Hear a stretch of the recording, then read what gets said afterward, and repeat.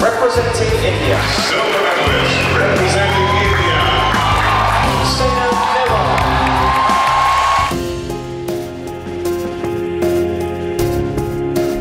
जो देश के लिए स्वर्ण पदक जीतते हैं, देश को किसी भी क्षेत्र में नंबर 1 पोजीशन पर लेकर जाते हैं, सरकार और प्रशासन उन्हें खुले हाथों से पुरस्कारित करती है, सम्मानित करती है। इन नेशनल हीरोज को अच्छी नौकरियां प्रदान की जाती हैं, फ्लैट्स दिए जाते हैं, सहूलतें दी जाती हैं और ये सब कुछ उन्हें मिलना ही चाहिए क्योंकि उन्होंने अपने देश का नाम रोशन किया है। लेकिन देश के कुछ ऐसे बहादुर बेटे और बेटियां भी हैं जिनकी देशभक्ति, साहस और बहादुरी के कारनामे सरकार, मीडिया और समाज तीनों की याददाश्त से ओझल हो जाते हैं, गुमनामी की धुंध में गायब हो जाते हैं।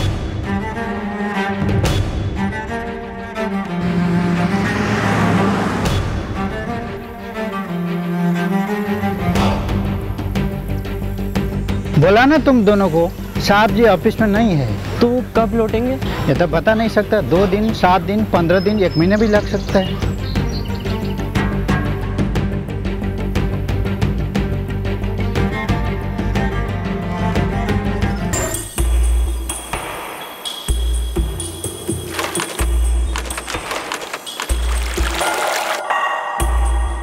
अरे दादा जरा संभाल के।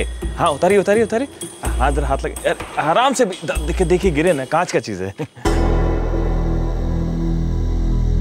हाँ लेके आइए। हाँ ये लेके आइए लेके आइए। अरे इधर से चलिए। आ गया। आ गया। चलिए।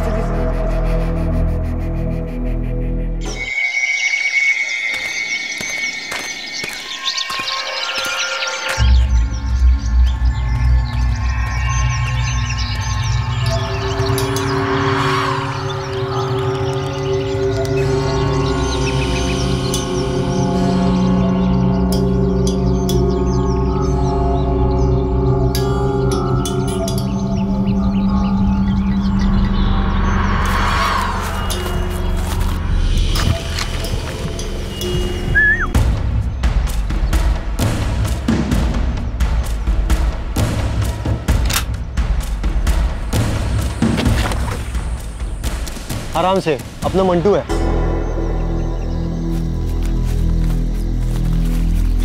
सुपंदा एजन पीटी टीचर আছে मृणाल ब्रह्मचौधरी। आजकल बहुत खरीदारी हो रही है घर में, टीवी, फ्रिज और पता नहीं क्या क्या। कितना मांग सकते हैं? 5 तो आराम से दे सकूंगा। चीरू, गोभी, ये काम तुम दोनों करोगे और हाँ, परसों तक पैसे हाथ में आ जाना चाहिए। इससे ज्यादा देर नहीं हो सकती, हमारी गोलियां खत्म होने को आई है। ये मोबाइल नंबर है मृणाल ब्रह्मचौधरी का, थोड़ा संभाल कर। हाँ, वो थोड़ा पहलवान टाइप आदमी है।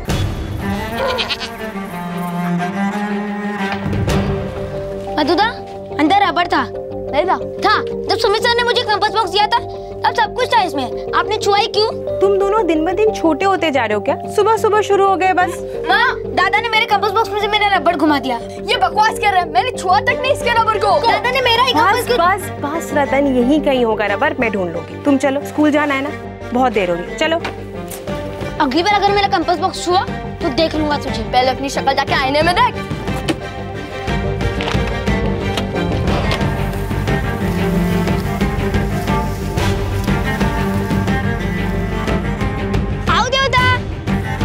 हाँ ठीक है, अच्छे से मन लगाकर पढ़ाई करना।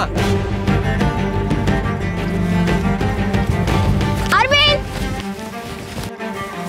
अरे रतन, चल दौड़ लगाएगा। चल, 1 2 3।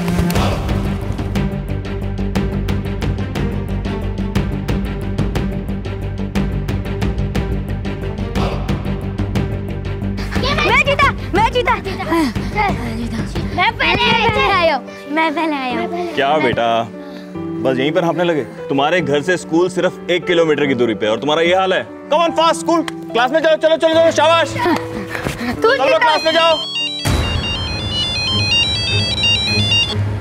Hello hello Brahmachaudhary. हाँ बोल रहा हूँ। 5 लाख रेडी रखना, काला मार रहे हैं। 5 लाख? कौन बोल रहा है? ALG। लेकिन मैंने तो किसी तरह की कोई मुखबरी नहीं की है। पैसा नहीं देगा तो गद्दारी होगी हमारे साथ। सारे असम संघर्ष के साथ, और गद्दारों को हम जड़ से उखाड़ फेंकते हैं पूरे परिवार के साथ। नहीं नहीं, कल सुबह 5 लाख।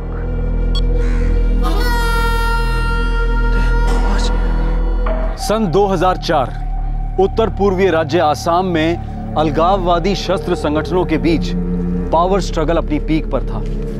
अक्सर इन ऑर्गेनाइजेशन की फंडिंग एक्सटॉर्शन और किडनैपिंग द्वारा होती थी। अलगाववाद का रास्ता चुनने वाले ये युवक 24 घंटे सुरक्षा बल से लड़ रहे थे।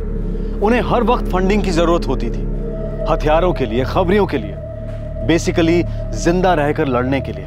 राजधानी गुवाहाटी से लगभग 40 किलोमीटर दूर कामरूप जिले में डाकुआपाड़ा गांव पड़ता है। वहां के एक स्कूल के पीटी टीचर को एएलजी नामक अलगाववादी गुट से 5 लाख रुपए की मांग आई और उसे पूरा करने के लिए सिर्फ 1 दिन का समय दिया गया।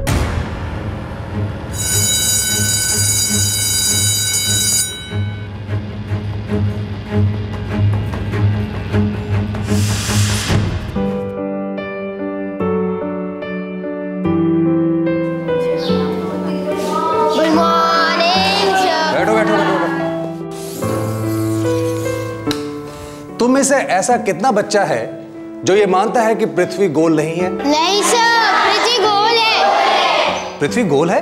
हाँ। तो फिर यहाँ पर रहने वाले सभी लोग नीचे क्यों नहीं गिर जाते? अरविंद, आप बेंच पे खड़ा हो जाओ। सर मैंने कुछ नहीं किया। अरे कुछ किया नहीं है, करोगे, खड़े हो जाओ। अब आप ऊपर की तरफ कूदो। कहाँ गया, कहाँ गया, किधर गया, कहाँ गया भाई? सर मैं यहाँ हूँ। ये यहाँ क्या कर रहा है? तू तो ऊपर गया था ना? बैठो बैठो। हम इंसानों का एक दोस्त होता है ग्रेविटी, गुरुत्वाकर्षण। ये हमें कस के पकड़ के रखती है, ना गिरने देती है ना उड़ने देती है। जैसे ये किताब ना गिर रही है ना उड़ रही है, समझे? फिर सर ये जो चांद, सितारे और दूसरे ग्रह है, ये सब नीचे क्यों नहीं गिरते? Very good question. देखो बच्चों, क्या होता है कि ये बॉल स्थिर है, ये अपने आप से बिल्कुल भी नहीं हिल सकती। मैं ए और ये बी, मैं इस बॉल को अब फेंकूंगा। Catch, very nice. अभी क्या हुआ?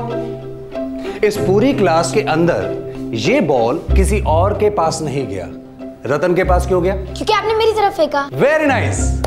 अभी क्या हुआ कि मैंने ताकत लगाकर इस बॉल को एक निर्धारित दिशा में फेंका।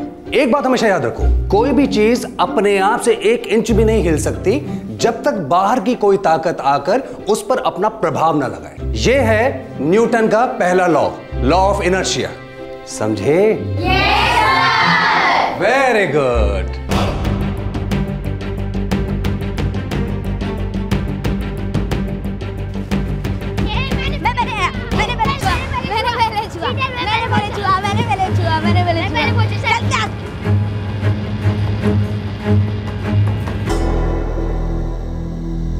चार ही गोली बची है हमारे पास। अगर गोली के लिए हमें पैसे नहीं मिले तो लेने के देने पड़ जाएंगे। चिरू, गोपी, तुम लोग जाओ और किसी भी तरह पैसे निकलवाओ उस मास्टर से। जाओ।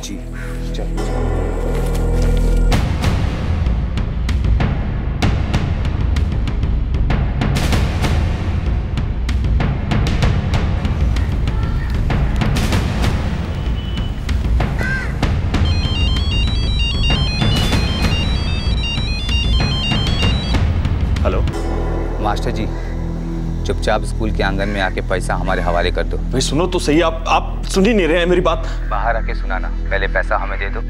हम स्कूल के आंगन में आपका इंतजार कर रहे हैं।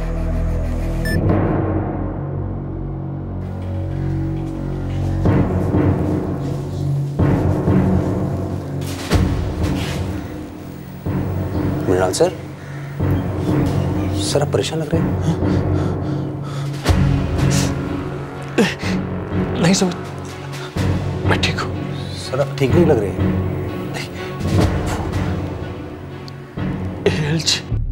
Assam liberation group? हाँ, आसाम लिबरेशन ग्रुप कंपाउंड में वो लोग मुझसे 5 लाख रुपए मांग रहे। पता नहीं वो मुझे क्यों निशाना बना रहे, मुझे कुछ समझ नहीं आ रहा। मुझे लग रहा है कुछ गलतफहमी हुई है। वो कह रहे अगर मैं बाहर नहीं आया तो वो पूरी फैमिली को मार देंगे। क्यों? आप हिम्मत मत हारिए, मैं बात करता हूँ।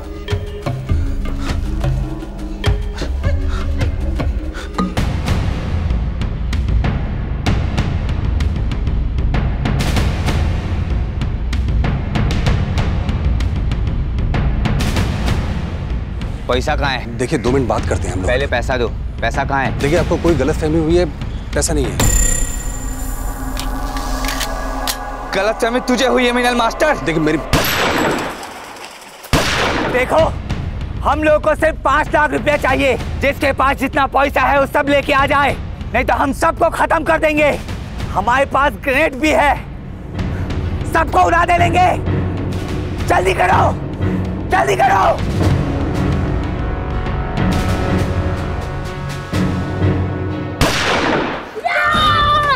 छोड़ छोड़। सुमित, सुमित, पुलिस! अरे कोई पुलिस को बुलाओ, पुलिस को बुलाओ।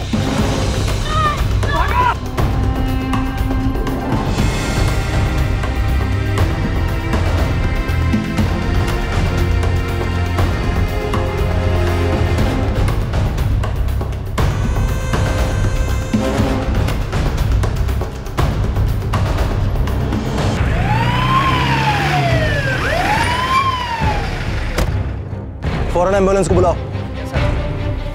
किधर गए? वो लोग जंगल की ओर भागे ऑफिसर, और उनके पीछे पीछे हमारे 2 स्टूडेंट्स रतन और अरविंदो, वे लोग भी पीछे भागे। एक एक्स्ट्रा यूनिट यहाँ पर तैनात करो। मैं नागेश और चेतन को लेकर जंगल की तरफ जा रहा हूँ। कम ऑन फास्ट, करो आप।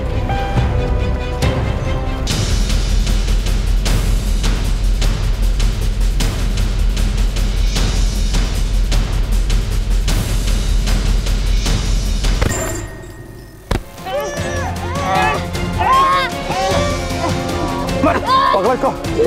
बेटा तुम ठीक हो ना? ये तो 2 थे। एक वहां डर के भाग गया। पकड़ो साले को, छोड़ना मत।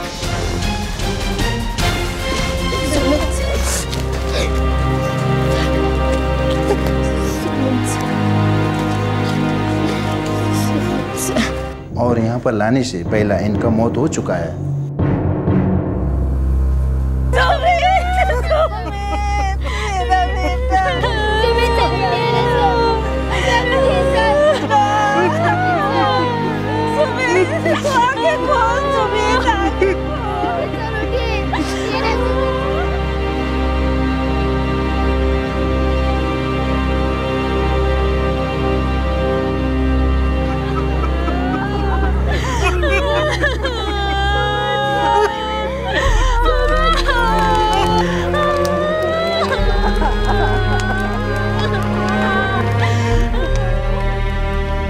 वर्षीय साइंस टीचर सुमित बरुआ अपने एक कलीग की तरफ से अलगाववादियों से बात करने गया था, पर उन्होंने सुमित की हत्या कर दी। सुमित अपने स्कूल का बेहद पॉपुलर टीचर था। स्टूडेंट उससे बहुत प्यार करते थे। स्कूल के 2 बच्चों अरविंद और रतन के लिए वो हीरो था, रोल मॉडल था। उनसे अपने प्रिय सुमित सर की हत्या देखी नहीं गई। इन दोनों स्कूल छात्रों ने अपने प्राणों की परवाह ना करते हुए उन दोनों अलगाववादियों का जंगल में पीछा किया और उनमें से एक अलगाववादी को धर भी लिया। इस पकड़े गए अलगाववादी ने पुलिस के सामने अपने गिरोह के कई राज खोले। वो हमारी प्लाटून बहादुर फौजियों की होती है। तुम साले कायर आतंकवादी हो। तुम्हारा क्या होता है? गैंग होता है। क्या होता है? गैंग होता है। बोल, कहाँ छुपे हैं? जंगल के अंदर 20 किलोमीटर।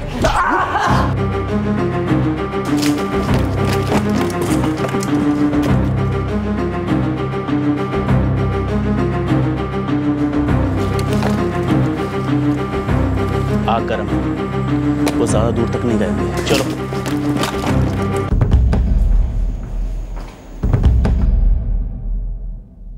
हमारे फॉर्मेशंस लगातार आगे बढ़ रहे हैं। उनके 2 मेंबर्स पकड़े गए हैं, लेकिन बाकी के टेररिस्ट जंगल के और अंदर तक जा चुके हैं। सर अंदर तड़पेंगे, कब तक रह पाएंगे अंदर? चाहे जितना भी अंदर चले जाएं, हम साए की तरह उनका पीछा करेंगे। बाय द वे, उस पकड़े हुए आदमी ने कुछ कहा? उसके सरदार का नाम सोपन बरुआ है। सोपन बरुआ, ये नाम तो हमारे इंटेलिजेंस के रडार पे भी है। फिलहाल हमने स्कूल को कवर प्रोवाइड कर दिया है। हम लोग पूरी तैयारी में हैं।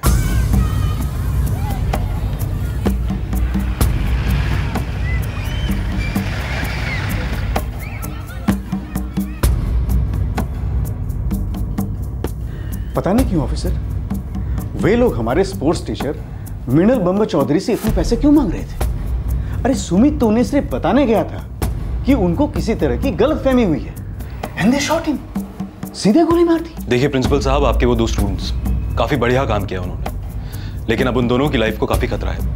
Oh my God. देखिए, इन टेररिस्ट के खबरी गांव-गांव में मौजूद हैं और सोपन बरुआ का गैंग इन दोनों लड़कों पर अपनी सारी फ्रस्ट्रेशन उतारने की कोशिश करेगा। तो फिर ऑफिसर, आपकी राय में हमें क्या करना चाहिए? देखिए, हम उन दोनों लड़कों को अपने साथ अपने बेस कैंप ले जाएंगे, वहीं उनकी सिक्योरिटी पूरी तरह से गारंटीड है।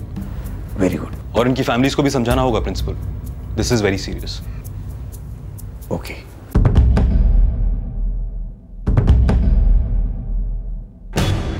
आपके बेस में हमारे लड़के लोग क्यों रहेंगे साहब? इन्हें यहाँ अपने ही गांव में सुरक्षा नहीं मिल सकता क्या? देखिए, आपके लड़कों ने एक खतरनाक आतंकवादी गुट के मेंबर को पकड़कर हमारे हवाले किया है और अब वो लोग इन दोनों लड़कों के खून के प्यासे होंगे। हमारे लिए इन दोनों को यहाँ पर प्रोटेक्ट कर पाना थोड़ा मुश्किल है। बेस कैंप ही सबसे बेस्ट रहेगा, एटलीस्ट कुछ समय के लिए। कुछ समय के लिए? कितने समय के लिए साहब? देखिए, जब तक हमें ये ना लगे कि ये दोनों अब वापस घर आ सकते हैं। लेकिन साहब, इनका स्कूल? अर्नब जी, मलाया जी, आपके लड़कों ने आपका, देश का, स्कूल का, असम का, सबका सर ऊंचा किया। उन्होंने जो किया है वो रोज रोज नहीं होता, और हम जानते हैं कि वो दोनों अभी बच्चे हैं, उनका घर है, स्कूल है, सब कुछ है, लेकिन एडजस्ट तो करना ही पड़ेगा।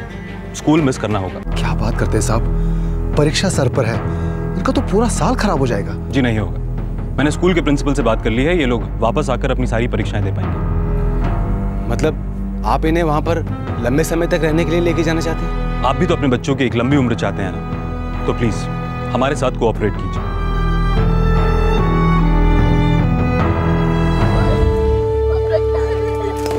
बेटा, अपना ख्याल रखना, कोई जोखिम वाला काम नहीं करना, ठीक है? फिक्र मत करना, सब ठीक हो जाएगा।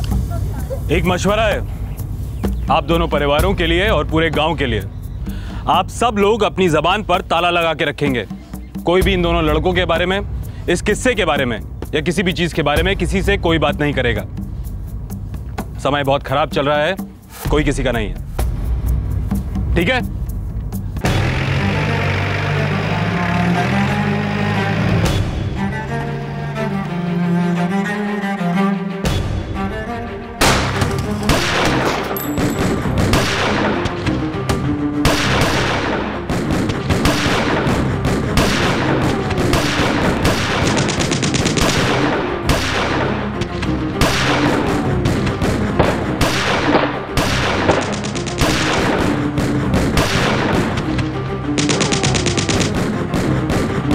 अलगाववादियों और शस्त्र बलों के बीच मुठभेड़ जारी रही।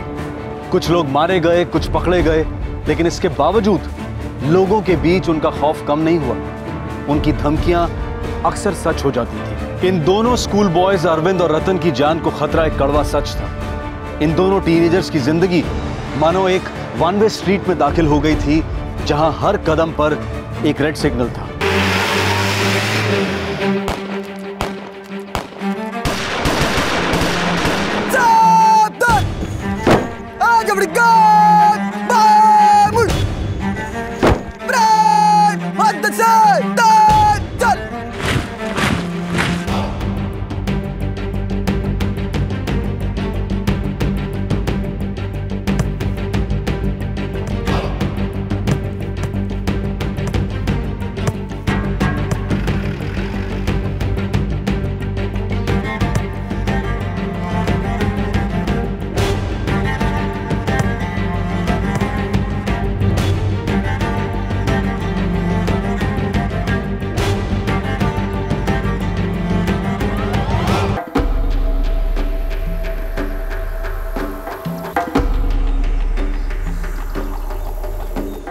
मैंने तो सुना जंगल में 5-6 किलोमीटर तक दौड़कर उन दोनों लड़कों ने उन लोगों का पीछा किया। राडूटा कौन क्लास पोहिसिल है? नहीं दादा, हमको ये सब नहीं पता। नाम तो पता होगा। दादा, जब फौजी यहाँ आई थी तब आप कहाँ थे या नहीं थे? कि नहीं था। क्यों, क्या हुआ?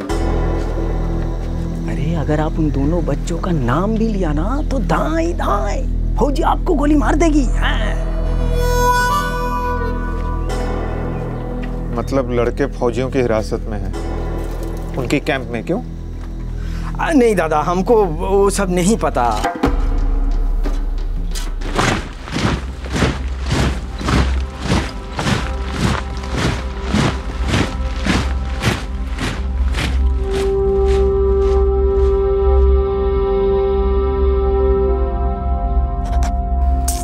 यार अरविंद, मैं थक गया हूँ। और मैं भी। मेजर साहब से बात करूँ? 1 महीना हो गया हमें आए।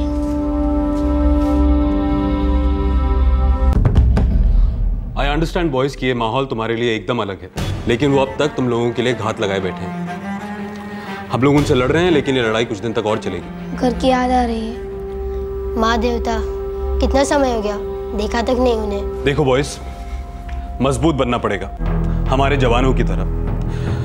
वो भी तो तुम्हारी सुरक्षा के लिए, इस देश की सुरक्षा के लिए 6-6 महीना दूर रहते हैं अपने परिवारों से। सर, क्या हमारे माँ और देवता यहाँ कर रह सकते हैं? देखो बेटा, समझने की कोशिश करो। ये एक ट्रांजिट कैंप है, यहाँ पे फैमिलीज रह सकती हैं? नहीं ना? तो कम से कम उन्हें यहाँ कभी कभी मिलने बुलवा दीजिए सर, या हमें वहाँ लेके चलिए। कुछ तो कीजिए प्लीज। मैं करा दूंगा, लेकिन कुछ समय के बाद। अभी इस वक्त उनके खबरियों का नेटवर्क काफी स्ट्रांग है। कोई भी मूवमेंट तुम्हारी अपने गांव की तरफ या अपने माँ बाप की तरफ तुरंत रिपोर्ट होगी, और इससे तुम्हारे परिवार पर भी खतरा बढ़ सकता है।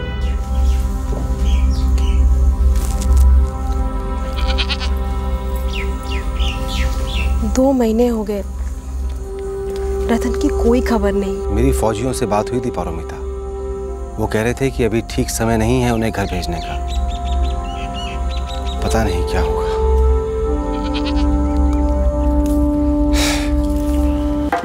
नमस्कार मलयदा। नमस्कार नमस्कार। मलयदा, ये तुम्हारा लड़का अरविंद दिखाई नहीं दे रहा है बहुत दिनों से। उसे हम गुवाहाटी भेजा है पढ़ने के लिए। अच्छा अच्छा अच्छा, वो गुवाहाटी में कहाँ? बड़ा स्कूल है ना, कब्निट। अच्छा अच्छा। और अपने ये अर्नब बाबू का लड़का रतन, वो भी गया है क्या तुम्हारे बेटे के साथ गुवाहाटी? नहीं नहीं, वो तो अकेला गया है, उसका मुझे नहीं पता। नहीं नहीं नहीं, मैं तो ऐसे ही पूछ रहा था। दोनों बड़े अच्छे दोस्त थे ना, अब दिखाई नहीं दे रहे बहुत दिनों से। चलिए चलता हूँ मलयदा।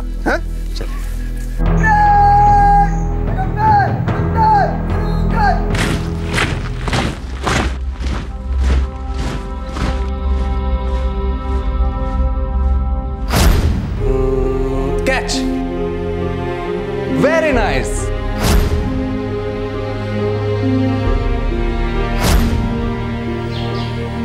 कहाँ गया भाई? सर, मैं यहाँ हूँ।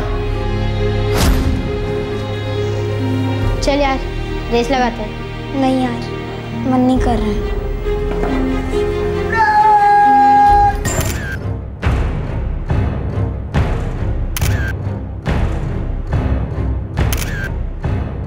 सन 2004 खत्म हुआ और 2005 शुरू हुआ। अलगाववादियों और सुरक्षा बलों के बीच में घमासान लड़ाई जारी थी। ये अलग अलग ग्रुप्स बिखरने लगे, फूटने लगे। आखिरकार बहुत सारी अलगाववादी गतिविधियां कम होती गई। कई अलगाववादियों ने मौत से आंख मिचोली से हताश होकर सरेंडर कर दिया। ये नौजवान दोबारा से नॉर्मल जिंदगी जीना चाह रहे थे, और इस सब की वजह से अरविंद और रतन के लिए भी अपने अपने घर जाने का समय आ गया।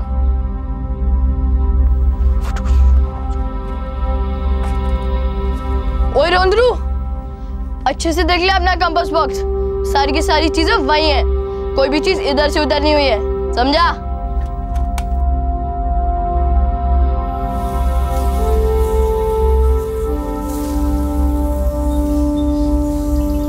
ए रतन, खूब अच्छे से ध्यान लगाकर पढ़ाई करना, ठीक है?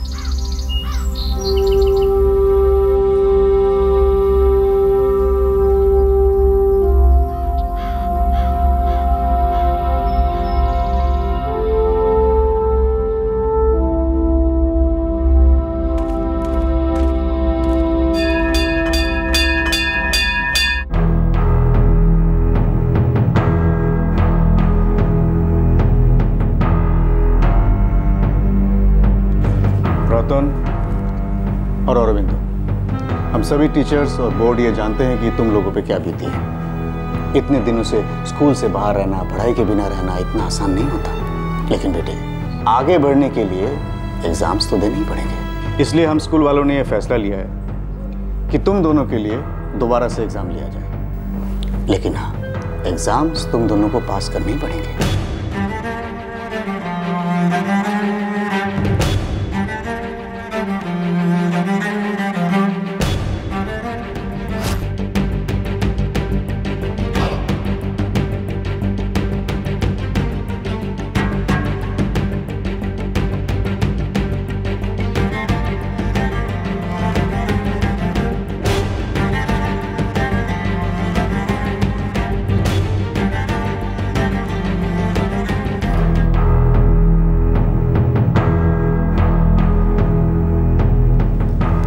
सॉरी बच्चों, तुम दोनों फेल हो गए। सर हमें एक और चांस दीजिए, हम पूरा क्लियर कर लेंगे। आप हमारी हालत जानते हैं, मिलिट्री कैंप में थे, ठीक से पढ़ ही नहीं पाए। सर अभी घर लौटे, थोड़ा टाइम चाहिए। हम पूरा सिलेबस कवर कर लेंगे, आपको पास होकर दिखाएंगे सर। ठीक है, तुम दोनों को मैं एक और चांस देता हूँ। वैसे भी तुम दोनों का एक और चांस तो बनता ही है। Thank you sir.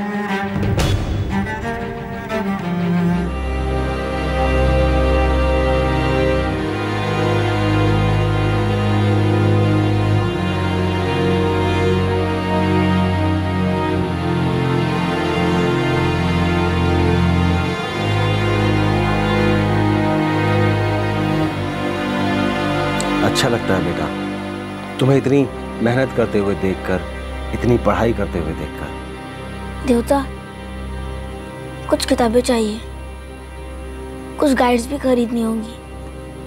हाँ हाँ, कितना खर्चा हो जाएगा?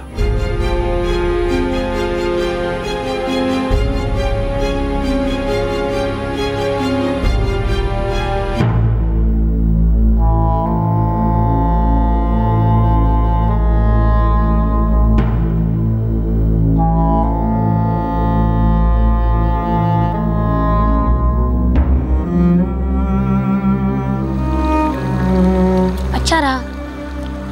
मेरा भी। आराम से पास हो जाएगी। कुछ बोल नहीं सकते। जा रहे हैं, मुझे डर लग रहा है। किस बात का? पता नहीं, बस डर लगता है।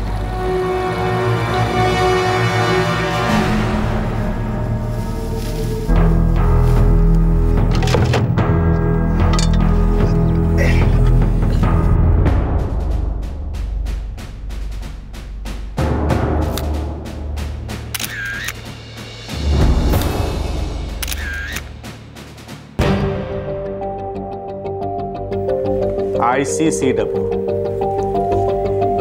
Indian council for child welfare, ये लोगों ने हमारे पास फॉर्म भेजे थे ये दोनों बच्चों के लिए, रतन और अरविंद के लिए, और मैंने भरकर भेज दिया था।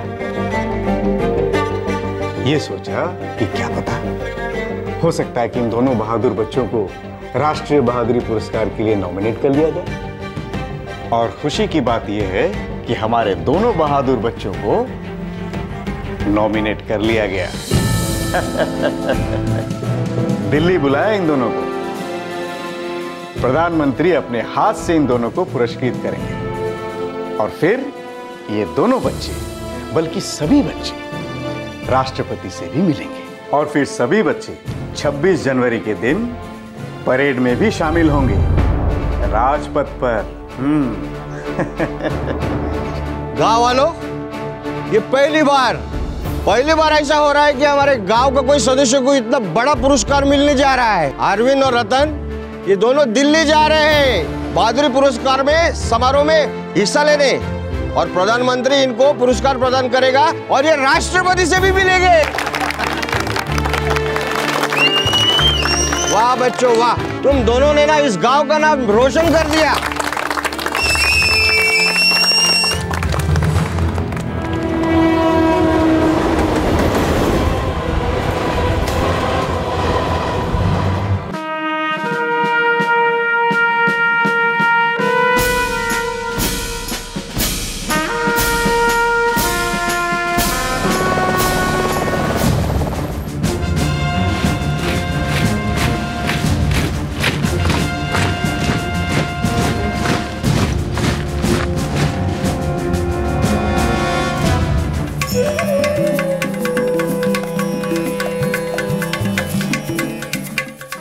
बहादुर लड़कों के शब्दों में हम हमारे साइंस टीचर सुमित बरुआ से बहुत प्रेम करते हैं।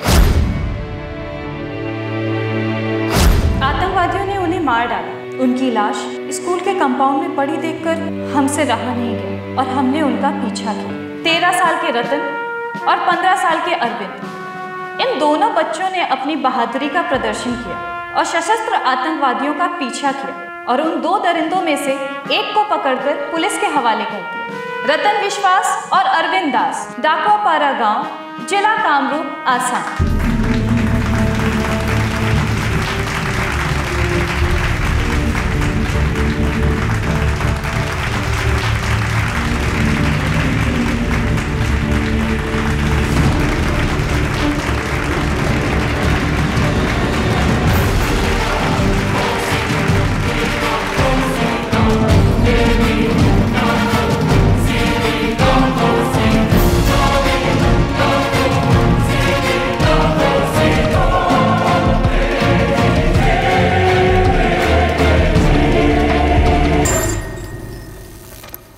साहब जी आ गए, आप दोनों को अंदर बुलाएं, आइए।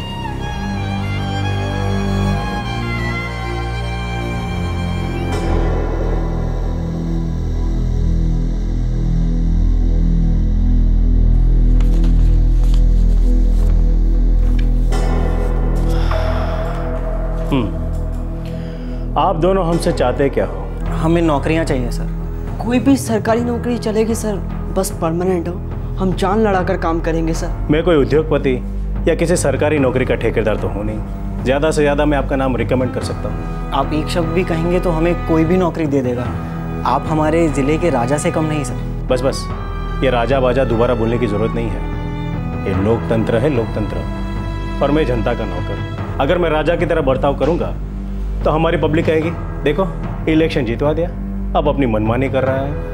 सर, हम कोई कलेक्टर या एसपी का पोस्ट नहीं मांग रहे हैं। कोई भी छोटा मोटा जॉब चल जाएगा सर। सर बहुत तंगी है, कुछ तो करवा दीजिए। ठीक है, मैं कोशिश करता हूँ। सरकार को रिकमेंडेशन भेज दूंगा। तुम दोनों अपनी डिटेल मेरे सेक्रेटरी को दे दो। धन्यवाद सर। सर, हम ये एहसान कभी नहीं भूलेंगे सर। अरे रुको रुको, अभी तक कोई एहसान हुआ नहीं है और होने की गारंटी भी नहीं है। रिकमेंडेशन पास होगा तब होगा, तब तक कोई गारंटी नहीं है। ये बात दोनों अच्छे से समझ लो, ठीक है? All the best. रतन विश्वास, अरविंदो दास। सर 2005 में मेडल मिला था हमें। बार बार मेडल मिला था, ये क्या लगा के रखा है? अरे केंद्र सरकार ने मेडल के साथ साथ 10,000 रुपया दिया था और राज्य सरकार ने 5,000 रुपए। उसका तो कहीं भी जिक्र नहीं करते हो तुम लोग। एक आतंकवादी को पकड़ क्या लिए तुम लोग सरकार के यहाँ घर जमाई बनना चाहता है? आरती उतारूं मैं तुम्हारी, गोद में बिठाकर खिलाऊं? कचहरी बाबू ऐसा नहीं है। तो कैसा है? इसका मतलब क्या हुआ? हर वक्त पुराने टेप रिकॉर्डर की तरह मेडल जीता था, बहादुरी का काम क्या, ये क्या वो क्या, घिसते रहते हो, रगड़ते रहते हो, गाते रहते हो। अरे चुप। अरे हमारे देश की पुलिस, हमारे देश की मिलिट्री दिन रात आतंकवादी को पकड़ते हैं, उनको मार गिराते हैं। वो तो नहीं घूमते मदद मांगते हुए कि सर ये रहे हमारे मेडल्स, ये रहे हमारे सर्टिफिकेट। वो तो नहीं बोलते कि हम स्पेशल है, हमारे लिए ये करो, हमारे लिए वो करो। अरे कहाँ 6 साल पहले गलती से एक आतंकवादी को पकड़ लिए, जिंदगी भर उसी का मेवा खाना चाहते हो? तब से लेकर अब तक एक उंगली नहीं उठाई तुम लोगों ने कुछ कर दिखाने के लिए।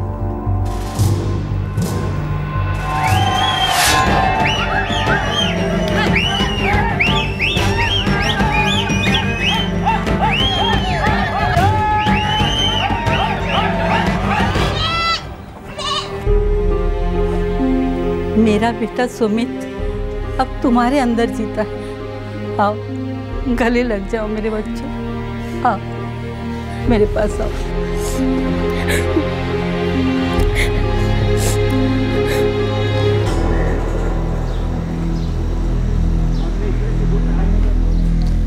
रतन और अरविंदो, तुम दोनों अब बच्चे नहीं रहे। तुम दोनों ने काफी कुछ भुगता है और इसीलिए ये स्कूल, खासकर मैंने तुम दोनों को दूसरी बार और तीसरी बार एग्जाम में बैठने का मौका दिया। लेकिन अफसोस, तुम लोग एग्जाम क्लियर नहीं कर पाए।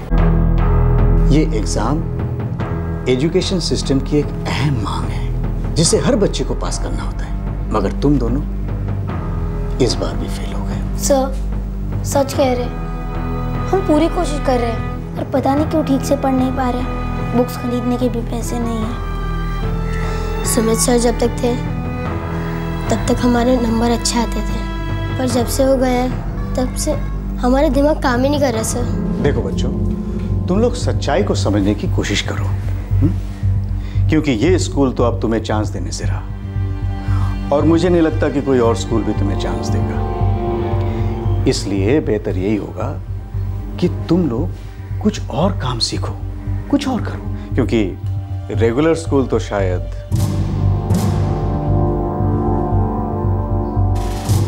बहादुरी पुरस्कार के साथ जो भी धनराशि मिली थी, अरविंद और रतन ने उसे अपनी पढ़ाई पर खर्च कर दिया, किताबें, गाइड्स, एग्जाम फॉर्म्स वगैरह पर। इन दोनों के परिवार वाले भी इनके पीछे चट्टान की तरह खड़े हो गए थे। एनजीओ से मिली छोटी रकम को भी उन्होंने बच्चों की पढ़ाई पर खर्च कर दिया।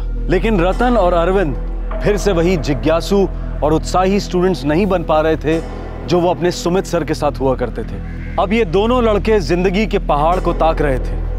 ये चढ़ाई अब एक बहुत घमासान लड़ाई होने वाली थी।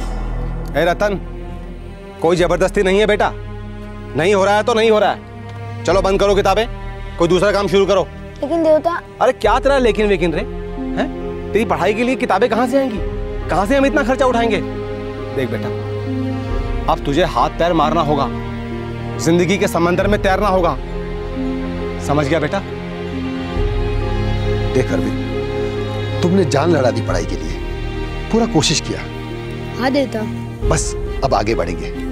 तू समझदार है, देख सकता है अब मुझसे अकेला ये घर संभाला नहीं जाता है। एक से भले दो, दो हाथों से भले चार। दिल छोटा ना कर रहा। तुमने और रतन ने बहुत बहादुरी का काम किया है। मेडल वेडल सब अच्छा चीज है, पर रोजी रोटी कमाना भी बहादुरी का काम है। इससे मेडल तो नहीं मिलता है, भूख तो मिटती है, छत तो मिलता है।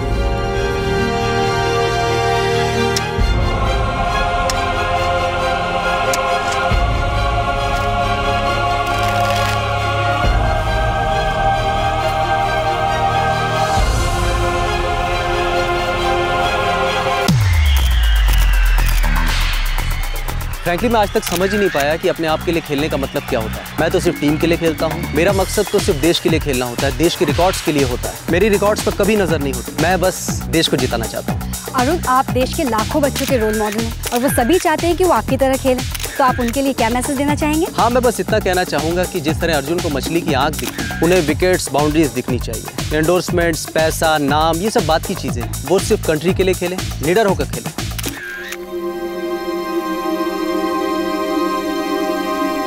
अरे आ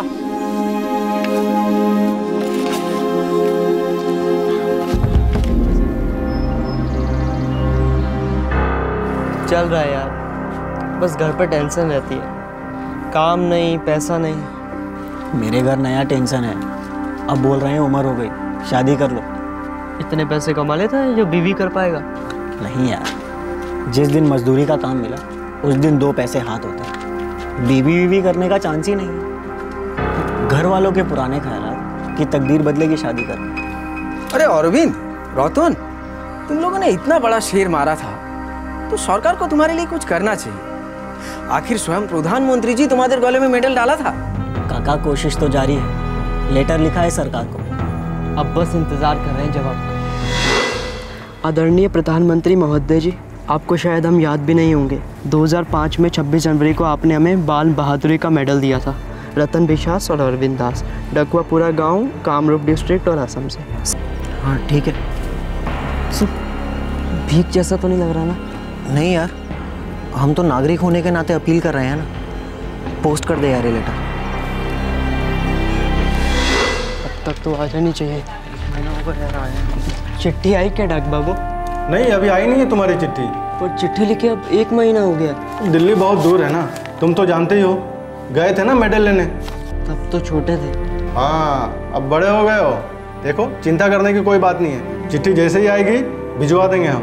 पोस्टमैन तुम दोनों का घर अच्छी तरह से जानता है। मेडल मिला था ना तुमको, चिट्ठी भी तुम्ही को मिलेगी।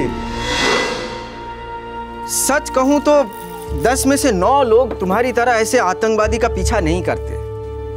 अब तुम जोश में थे, होश में थे, क्या थे ये तो हमको नहीं मालूम, लेकिन अपनी जिंदगी को ऐसे जोखिम में डालना, वो भी तब जब सामने वाले के हाथ में बंदूक था। भाई, इसमें बहादुरी कितनी और बेवकूफ़ी कितनी, ये तो वाकई हमको नहीं पता। भाई, बुरा मत मानना, बस ऐसे ही कहने के लिए कह रहे हैं। हाँ, अरे आपकी बात का क्या बुरा मानना काका, शायद आप सही कह रहे हैं। हम होश में थे या बेहोश थे पता नहीं क्या कर रहे थे इस वक्त। हमने सही किया गलत किया ये बारे में सोच के दिमाग सुन्न पड़ जाता है। उस वक्त जो लगा वो किया। तब तो उसके बाद सीधा मिलिट्री कैंप में थे कई महीनों तक। इतने दिन वहां रहे और वहां से बाहर आए तो हम दोनों हमेशा के लिए बदल से गए। नहीं रहता, कभी सोचा ही नहीं था कि लाइफ में ये दिन भी आएगा।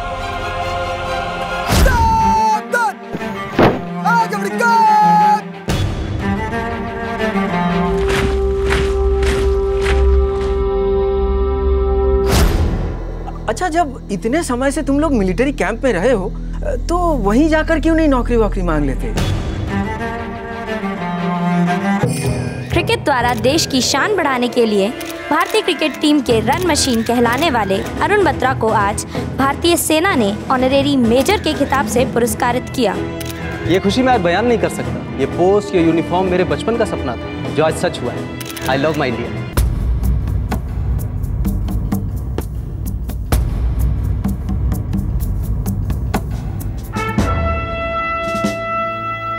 मैं आप लोगों के केस से वाकिफ हूँ। आप लोगों को तो फौज में होना चाहिए।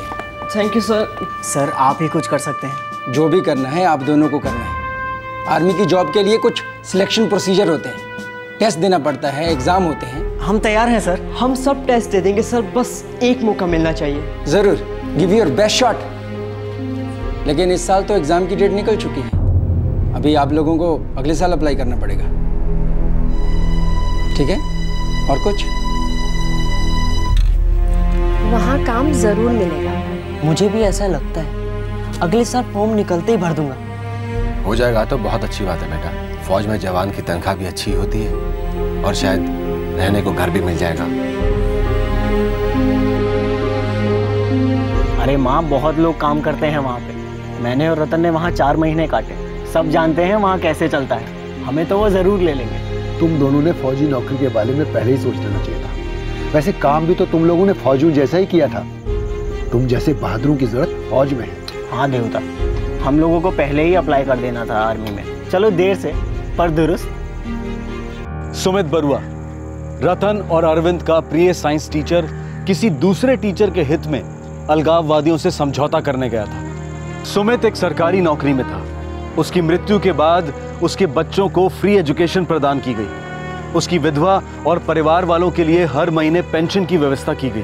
सुमित के हत्यारों को पकड़ने वाले अरविंद और रतन अपने लिए एक स्टेबल जिंदगी बनाने की हर कोशिश कर रहे थे। कोई भी स्टूडेंट जिसे ब्रेवरी अवार्ड मिलता है उसे कुछ कंसेशन दिए जाते हैं। ग्रेजुएट होने तक पूरी एजुकेशन स्पॉन्सर की जाती है। देश भर के इंजीनियरिंग और मेडिकल कॉलेजेस में उनके लिए रिजर्वेशंस होती हैं। किसी भी क्षेत्र में पढ़ने के लिए उनकी सहायता की जाती है। साल 2011 में अरविंद और रतन को ब्रेवरी अवार्ड मिले हुए 6 साल हो चुके थे। उन्होंने आर्मी में भर्ती होने के लिए अप्लाई किया।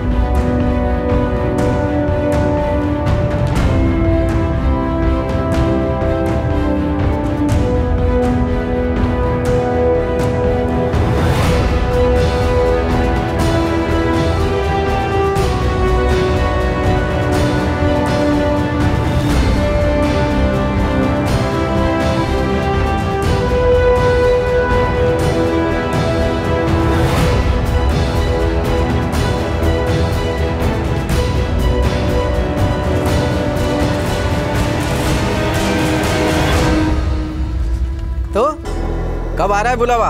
बोले 1 हफ्ते में। बहुत बढ़िया, बहुत बढ़िया। भाई वो कहते हैं ना, इंतजार का फल मीठा होता है। अब हो गया ना फल मीठा। भाई मेरी तरफ से तुम लोगों को luck best. Best of luck. हाँ हाँ वही, बेस्ट ऑफ लक। अब नैया पार हो जाए तुम लोगों की बस। क्या हुआ? क्या लिखा है? बताता क्यों नहीं है?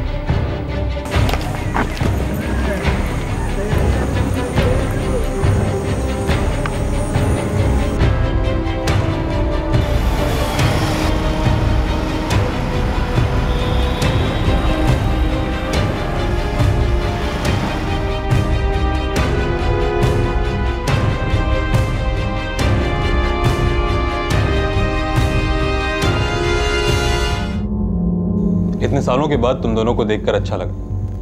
बैठो। देखो ऐसा है कि हमारी फोर्स की कुछ मिनिमम रिक्वायरमेंट्स होती हैं, फिजिकल, मेंटल, सब कुछ। तुम दोनों ने वो सारे टेस्ट दिए, नंबर कम पड़ गए, सिलेक्ट नहीं हुए। अब इस फैसले को मैं तो क्या कोई भी नहीं बदल सकता। सर हमने खाली हाथों एक आतंकवादी को पकड़ा था, वो भी बचपन में। सर हमें फौजी बनाइए, हम कमाल करके दिखाएंगे सर। अब मैं तुम दोनों को कैसे समझाऊं कि जो तुमने सालों पहले किया था वो एक जुनून में किया था। उस वक्त के अरविंद और रतन और आज के अरविंद और रतन में जमीन आसमान का फर्क है। क्या फर्क है सर? बताइए भी तो सर। तो सुनो फिर, ये वो फाइल है जिसमें तुम्हारे रिजेक्ट होने के कारण है। मैंने अच्छी तरह से पढ़ी है। तुम रतन अपने फिटनेस के एग्जाम में फेल कर गए और तुम्हारी फिटनेस पर एक बहुत बड़ा सवालिया निशान है। और तुम अरविंद पूरे 4 इंच कम पड़ गए। आर्मी की मिनिमम हाइट रिक्वायरमेंट से पूरे 4 इंच कम हो तुम।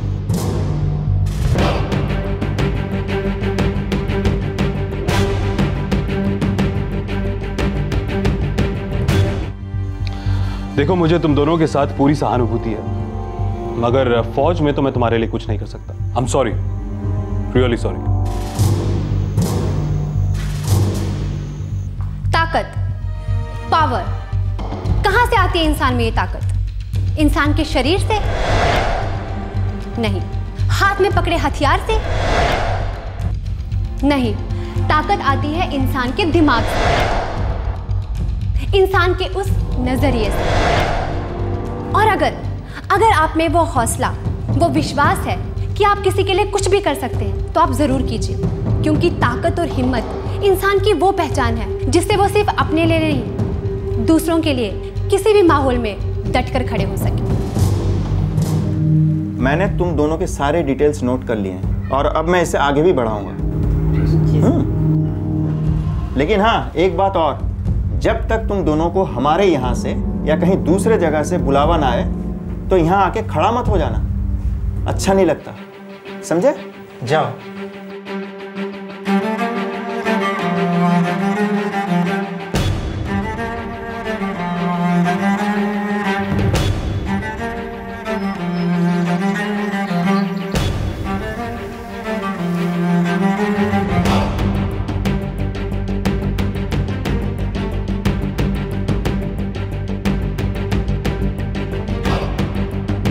रतन और अरविंद की कहानी प्रिंट मीडिया ने साल 2012 में उठाई। ये दुखद कहानी हमारे समाज को आईना दिखा रही थी। इन दोनों बच्चों ने अद्भुत बहादुरी का प्रमाण दिया था। इन दोनों को पौधों की तरह से सींचकर एक मजबूत पेड़ बनाने की आवश्यकता थी। उन्होंने जो किया वो सारे देश के युवाओं के लिए एक इंस्पायरिंग एग्जाम्पल है। हमें ऐसा लगता है कि ऐसी मिसाल कायम करने वाले युवकों के साथ न्याय होना चाहिए। उन्हें मदद का वो हाथ मिलना चाहिए जो उन्हें एक मजबूत और आदर्श नागरिक बनाएगा। हेलो, ये ICCW गुवाहाटी का ऑफिस है? यस मैम, मुझे आपसे एक इम्पोर्टेंट केस के बारे में बात करनी थी। कौन सा केस? ये 2005 का केस है, रतन बिस्वास और अरविंद दास। मैम, ये दकुआपारा आसाम का केस है, कामरूप डिस्ट्रिक्ट। रतन और अरविंद ने एक बहुत बहादुरी का काम किया था। हाँ, शायद सुना है मैंने। उनके बारे में क्या बात करना है? मैम, तब वे बच्चे थे और अब 7 साल बाद उनकी उम्र 22-23 साल की हो चुकी है और उनकी हालत काफी खस्ता है। और जहाँ तक कि मैं जानती हूँ, ICCW सभी ब्रेवरी अवार्ड विजेताओं की एजुकेशन और ऑल ओवर डेवलपमेंट के लिए काफी सक्रिय है।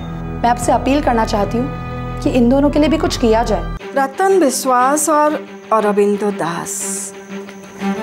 ओके ठीक है, मैं देखती हूँ। मुझे उन दोनों के रिकॉर्ड चेक कर लेने दो। अगर हमारी तरफ से कोई खामियां रह गई है तो मैं उन्हें जरूर रेक्टिफाई करवा दूंगी। Thank you ma'am.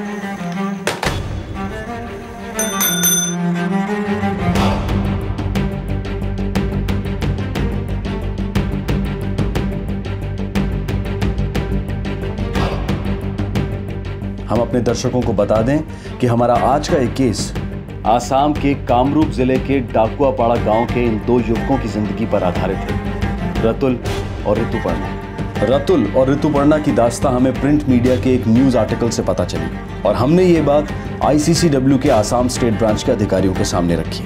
ICCW Assam से रातुल और ऋतुपर्णा को हालांकि हम ही लोगों ने नॉमिनेट किया था ब्रेवरी अवार्ड के लिए, पर पहले हम लोगों ने ये कोशिश किया था उन लोगों से मिलने की, कांटेक्ट करने की, पर कुछ लैप्सेस हमारी तरफ से ऐसी हो गई हैं कि कॉन्टेक्ट नंबर नहीं मिला, और जब हम लोग चाह रहे थे तो उनसे मिले नहीं, तो उनको कुछ सहायता नहीं कर पाए।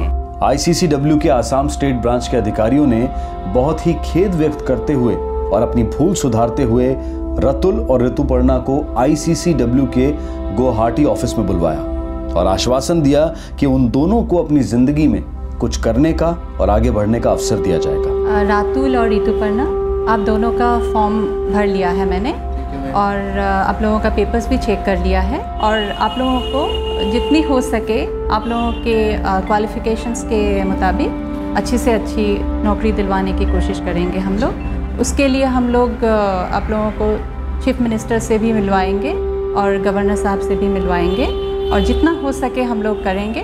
Thank you ma'am, thank you. अभी हम बहुत खुश हैं क्योंकि ICCW की तरफ से हमको हेल्प मिलने वाली है, और मैं उम्मीद रखता हूँ कि हमको कोई एक सरकारी नौकरी मिले और हम अपने फैमिली के भविष्य के बारे में अच्छा काम कर सकते हैं और देश की भी सेवा कर सकते हैं। क्राइम पेट्रोल को ICCW असम की तरफ से मैं धन्यवाद देना चाहूँगी, क्योंकि उनकी वजह से ही फिर से हम लोगों को ये मौका मिला है कि हम रातुल और ऋतुपर्णा से मिले, और अभी तो हमारी रिस्पॉन्सिबिलिटीज़ और बढ़ गई हैं कि हम उनको अच्छी से अच्छी जॉब दिलवाएं। हमने तो ठान ही ली है ICCW असम से कि हम लोग उसके लिए जो भी बन पड़े हमसे हम करेंगे। अच्छी बात है, हिम्मत वालों के लिए देर है, अंधेर नहीं।